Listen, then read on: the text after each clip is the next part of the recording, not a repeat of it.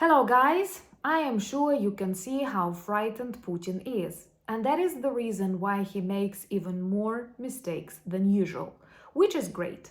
Actually, we can dedicate this all weekly update video to Putin's mistakes of the week, starting with his decision to attack Kharkiv region, which led to more and more of Russian invaders surrender, and most importantly, our allies decided to lift the ban. And now Ukrainians are allowed to target the territory of the Russian Federation. Most importantly, we have already used this permission a number of times, each targeting an important Russian supply, air defense system, radar, or even a command point. Also, this peace plan that Putin decided to release a day before the beginning of peace summit in Switzerland. Maybe he wanted to imitate the importance or to demonstrate something to his authoritarian friends, but in reality he once again remind the world and even those neutral countries how crazy he is. No one would agree on the things he offers, and I'm sure the only platform for Putin's speech is there in The Hague. Also, Ukrainian drones were burning Russian airfields. We've destroyed their radars and more of air defense in the Crimea because Crimea is returning back home.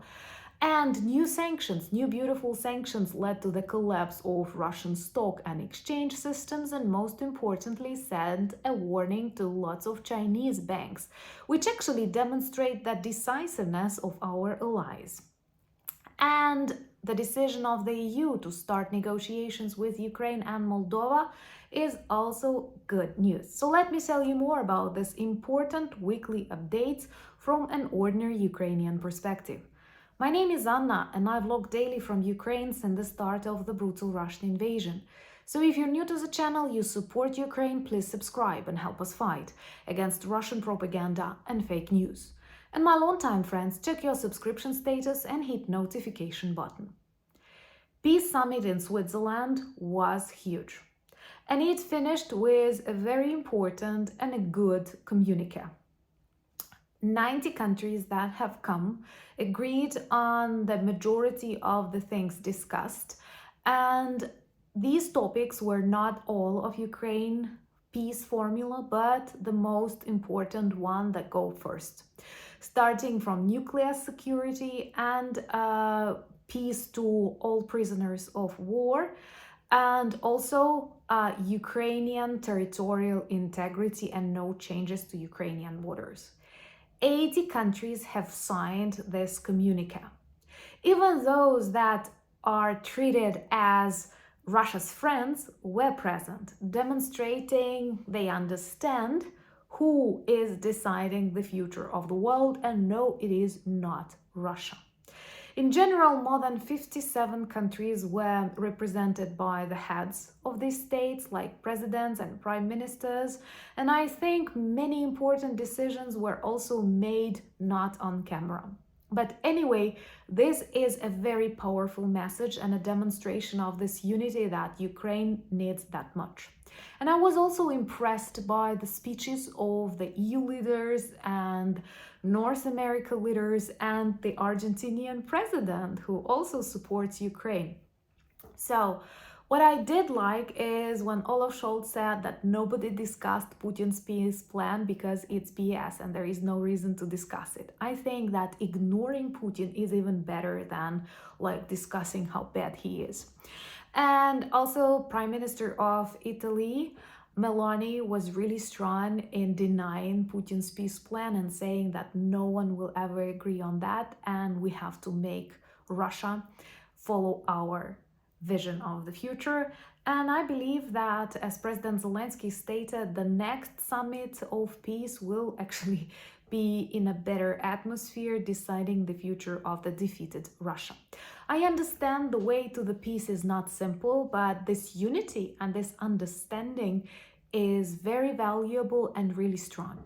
And once again, I have underestimated the size of the summit, and I was so pleasantly surprised both by the number of countries coming, like half of the planet actually, demonstrating their solidarity with Ukraine and supporting extremely important points, starting with our sovereignty, independence, and territorial integrity, which is super and super important.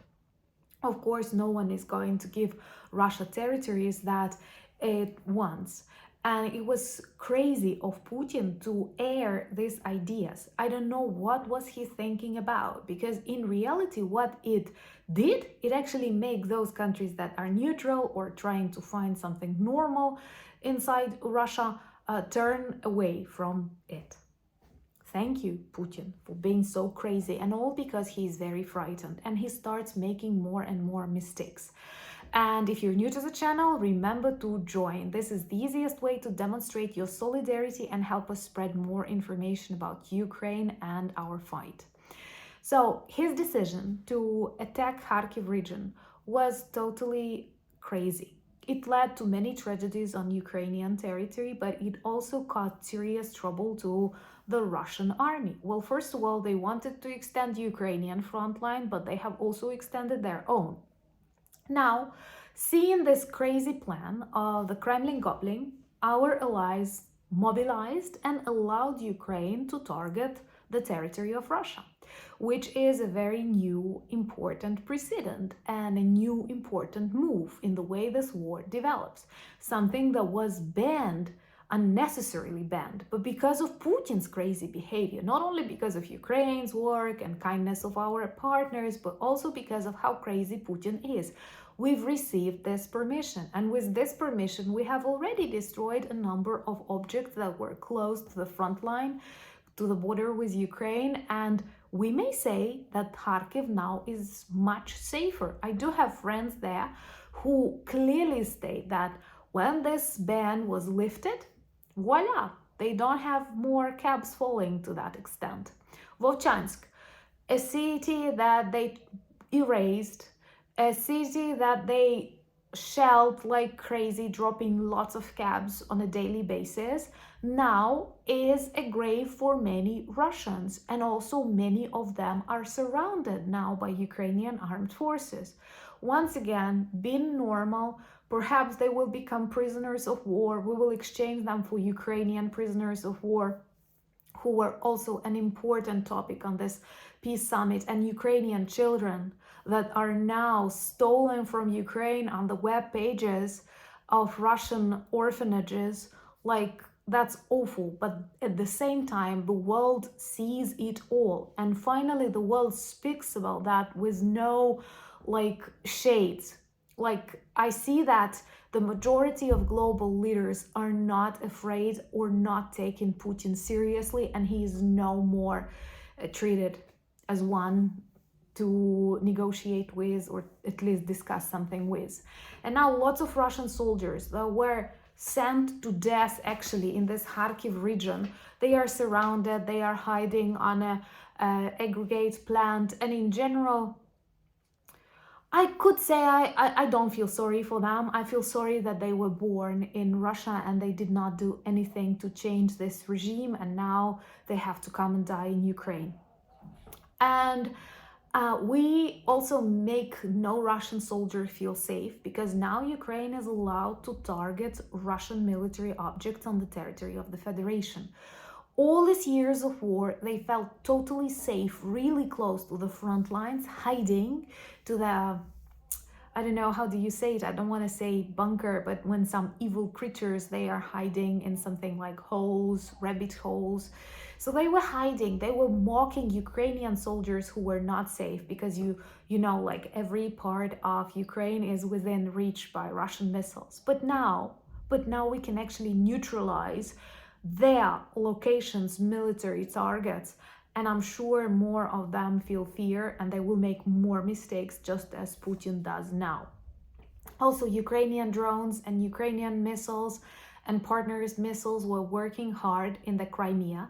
We've destroyed lots of S-300, S-400 air defense systems that they also used to target Ukrainian regions, and a number of radars were destroyed. And whenever I read about a new radar destroyed, I feel that F-16s are closer and closer.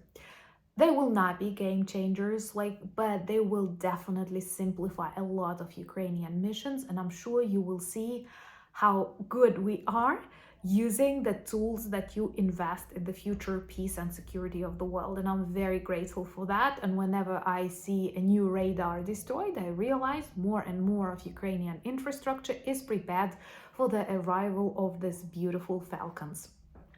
And also, we target Russian airfields, but these we do with Ukrainian drones, and there are lots of really good kamikaze drones. And I actually think this is one of the main inventions and breakthroughs in this war, the way we use them, the way we develop them, and how with each week our drones are capable of reaching further inside Russia, carrying more explosives and performing more and more important operations.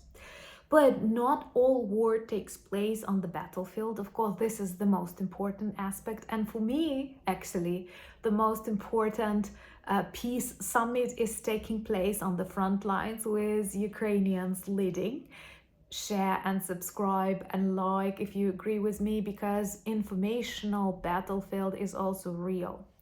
So anyway, sanctions work, especially when they are well designed and brave enough. And this is what I can say about the new US sanctions that started on the day of Russia. What a beautiful present for the invaders. And a number of 300 of different Russian companies, and not only Russian companies, but the ones that helped Russians to look for loopholes, were sanctioned.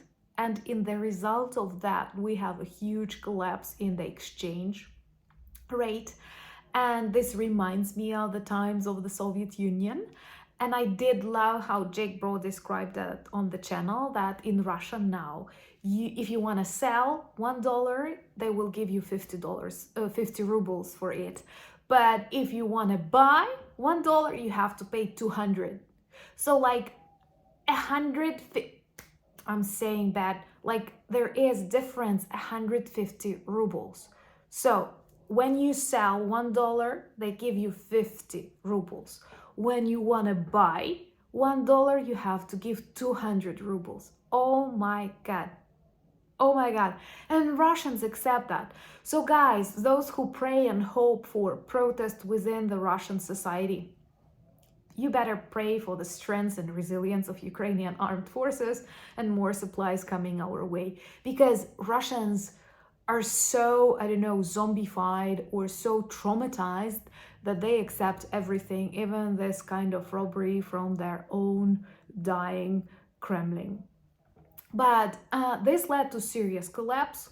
Lots of Russian companies stopped working. Lots of their banks stopped working because they don't know what to do.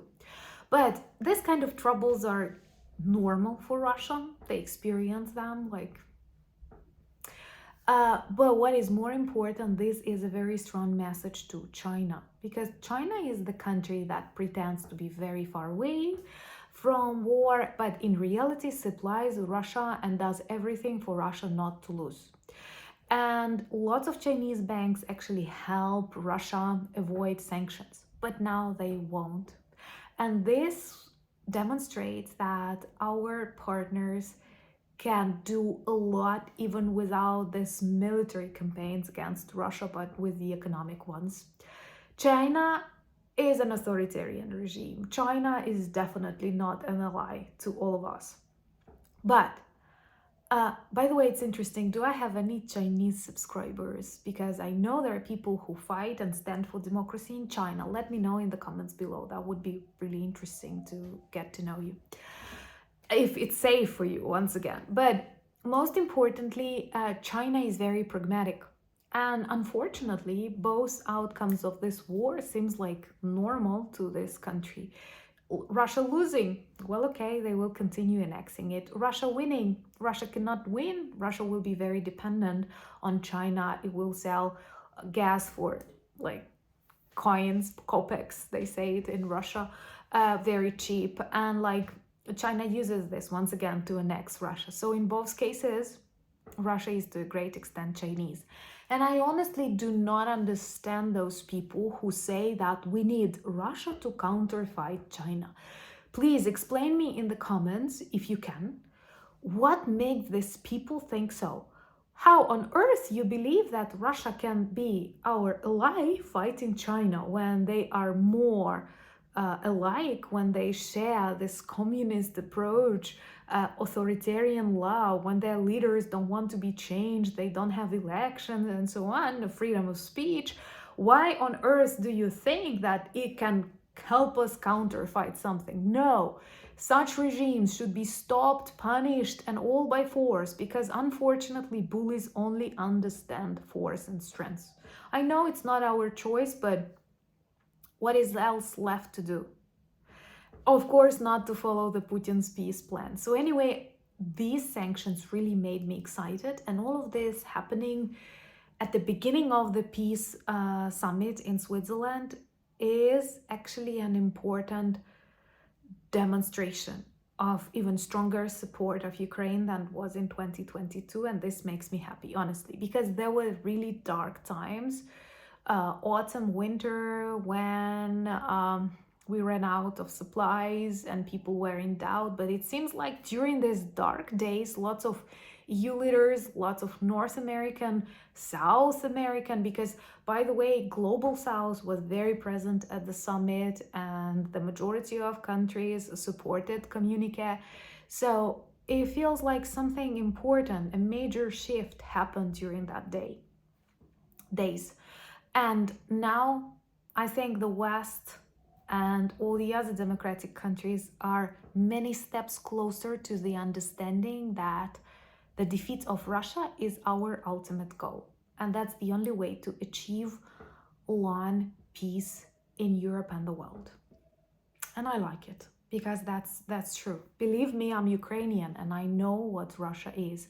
And you might have noticed that many countries that have once been inside the evil Russian Empire or in the Soviet Union, they never doubt that Russia is evil and it has to be de-zombified, changed, and I think even some collapse would not be dangerous, because once again, those who are afraid of who will get the nuclear weapons, aren't you afraid of who has this nuclear weapons right now? Do you feel safe that Putin owes them? I don't. Anyway, remember to check, we had a very good stream with Operator Starsky on a channel that I greatly advise you to subscribe to, European Resilience Initiative Center. More than 2 hours we were talking about the peace summit, about these changes in the attitudes around the world and stronger support for Ukraine, things on the front lines, and many other important topics. So do check this video. I will leave the link to it in the comments below. Thank you for buying me coffees, becoming my patrons and sponsors of the channel. This is an honor and it actually helps me film and write more.